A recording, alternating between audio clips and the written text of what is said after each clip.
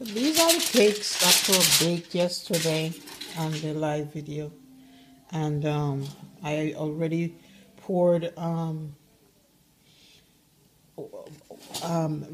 and wine. You know, I mix rum and wine and pour it on the cakes. And this is another one here. So it stayed. You know, I said we soak them in wine and rum overnight, or for a while until you're ready. You know, and I'll lift the covers off again and look to see. There's another one. See? Man, that smells good. And it should look like that when it's well done. And I'm going to cover them back up, you know.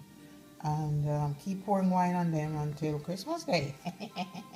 Or until they're ready to be decorated. Because I'm going to decorate a few of these for some people. Okay, that's the update on the live video from yesterday, showing you the cakes that were baked. And as I said, I cover them with saran wrap or foil, and until we're ready to eat them. Man, it smells good. That rum is soaking in there. And what I do sometimes is bore little holes. You can see right here, bore little holes all over the cake. If you know that it's cracked naturally from baking, but I bore little holes all over the cake just to get that rum and wine down into the cake.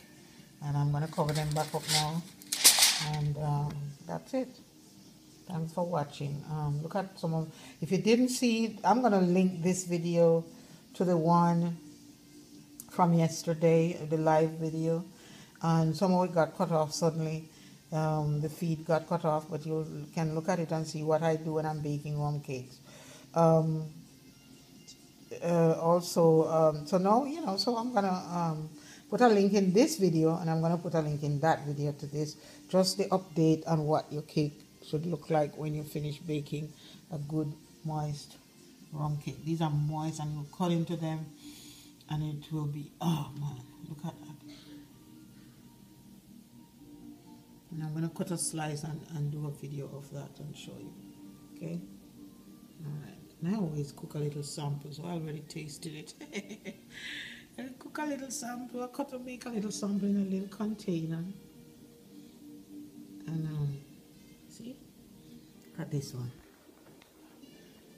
It should look moist and wet, looking not dry.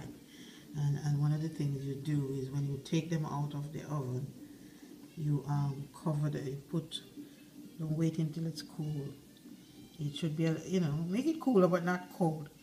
And pour the rum and wine over the cake, and then you cover it up and let it steam, sort of, you know, all that heat and the wine and rum get infused in the cake. So that's what your cake should look like. Okay? Yeah. And you have a nice, good, moist rum cake, not a dry rum cake. Because I've tasted many rum cakes that's dry. I've never tasted dirt, but I would say some of them taste like dirt.